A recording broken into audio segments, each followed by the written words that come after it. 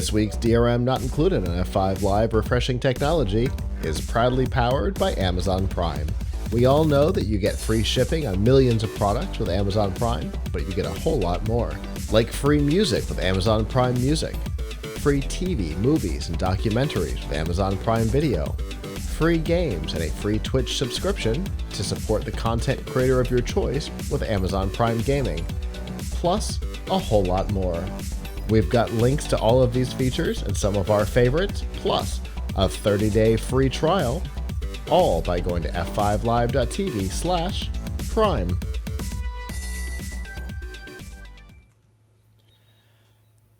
So if you've been paying attention, you know that there is a writer's strike going on in Hollywood right now.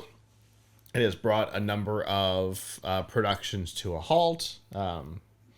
I think Spider-Man is currently halted. A number of shows have stopped production, all because of a writer's strike. Now, it's not the first time that we've had one of these. You might remember in 2007 and 2008, there was a writer's strike. If you need any evidence of how devastating it can be, check out season 2 of Heroes. But the strike of 2007-2008 ended under strange circumstances, not because the Writers Guild got any say in it, but because they were bullied into it by other parts of Hollywood. In particular, the Association of Motion Picture Producers or something like that, AMPTP, Alliance of Motion Picture and Television Producers. They reached an agreement with the studios and bullied the writers into accepting the same deal. This week, it was revealed that the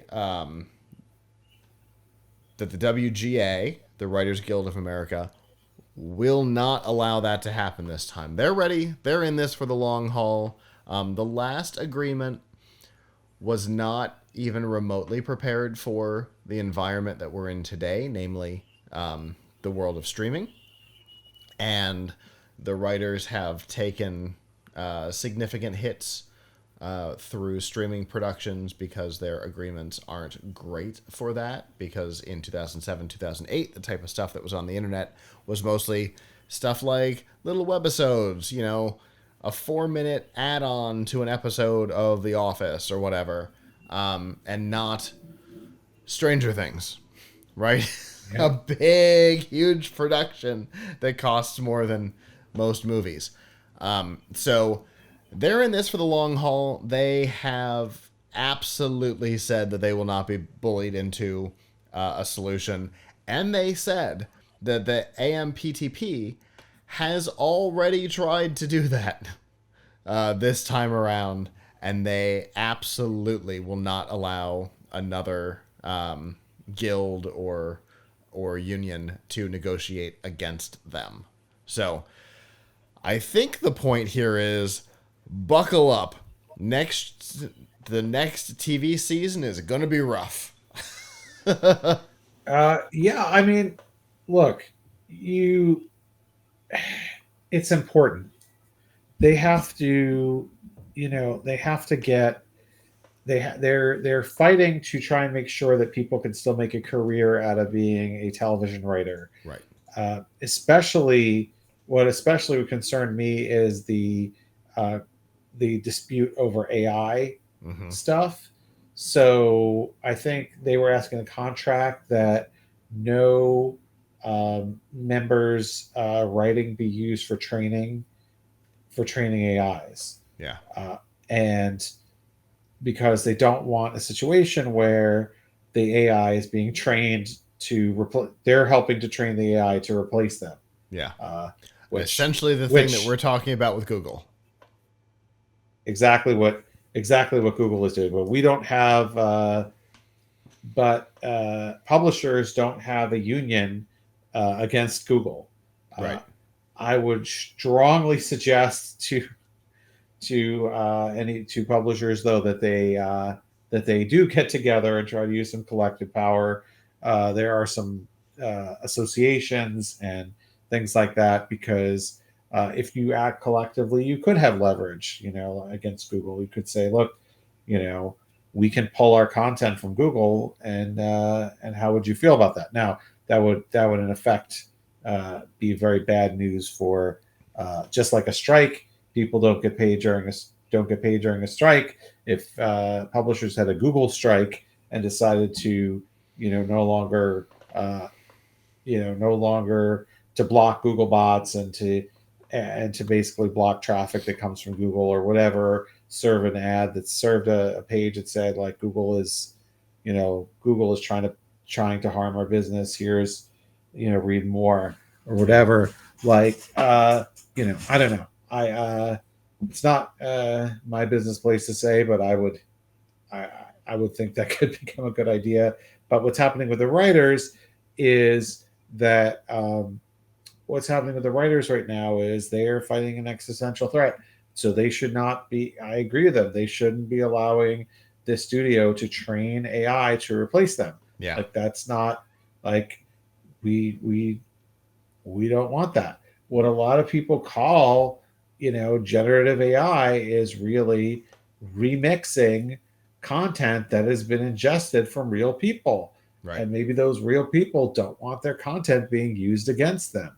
So like I I I get that. I think they have to do that. And then, there's obviously other clauses in there that involve them getting paid a living wage, and make so that it's not just a day job, And just a getting day labor.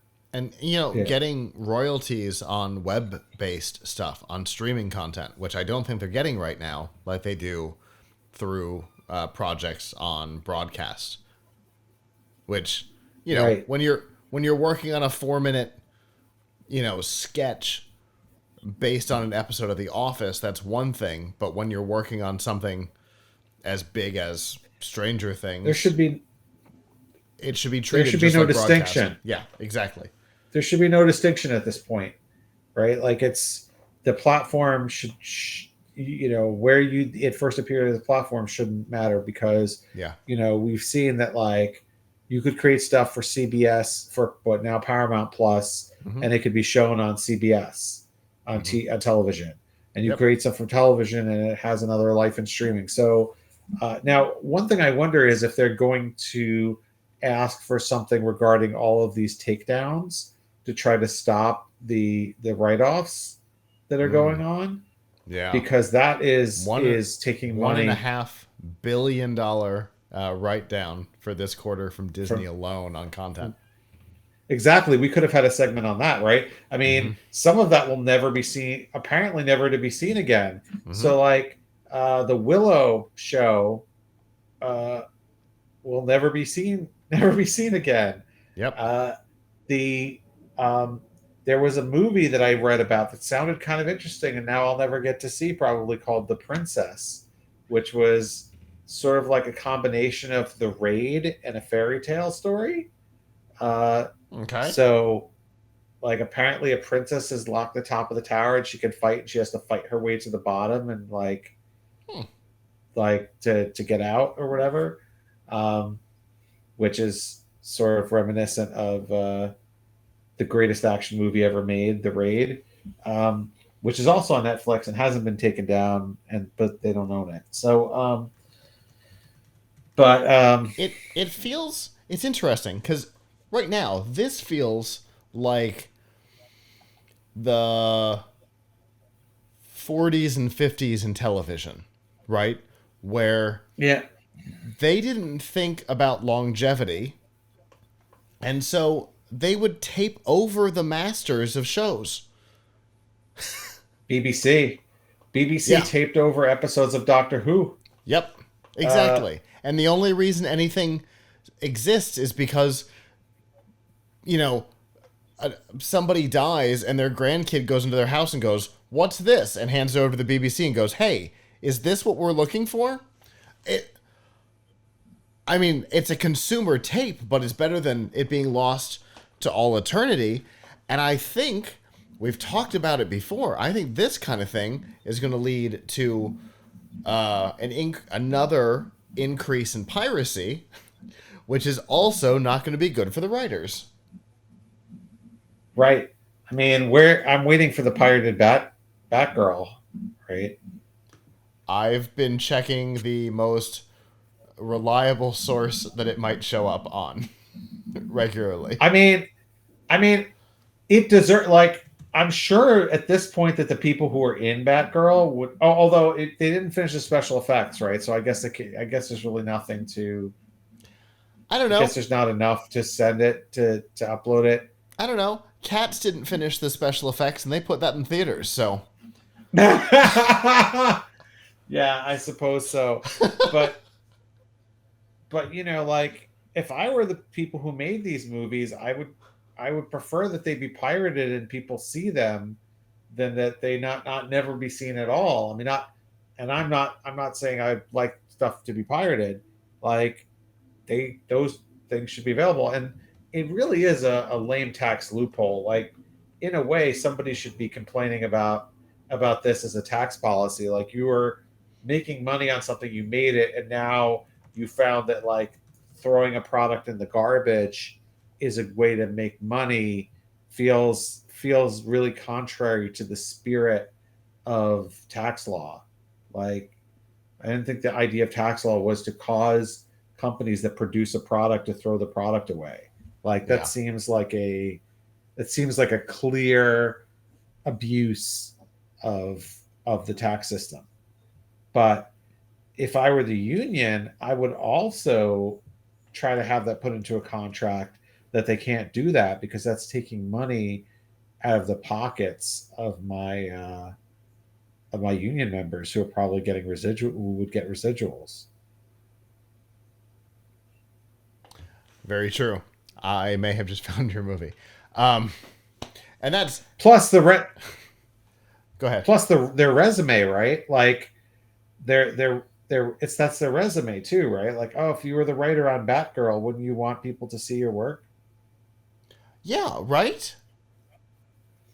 It's it's a fascinating situation.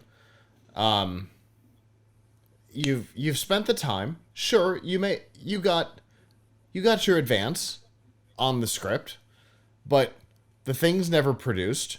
The or it is produced and it's never released. You wrote the script on, on spec on the idea that upon release you would have residuals on it, and that's not going to happen. It's exactly what Scarlett Johansson sued Disney over with Black Widow. As the actor, not the writer, but it's exactly what she sued them over because she did the film on the expectation of residuals from the theater, and it was never released to the theater. Right. Yeah. So, you know, definitely an Yeah. interesting situation. It's going to go on for a long time. I mean, all indications are at least 3 months. Uh, Yeah, it's gonna be way longer than that, is my prediction. Um, the one of '07 to '08 went on long enough that the scripted late night shows, like the Daily Show, came back without a script. Because it had gone on so long that Jon Stewart just had to riff for 22 minutes. He wasn't allowed to use a script, but they had to come back because it was burning a hole in the network's pocket. I mean, And I suspect this one's going to be longer than the one that sunk Heroes. I'm always going to be salty about that, by the way.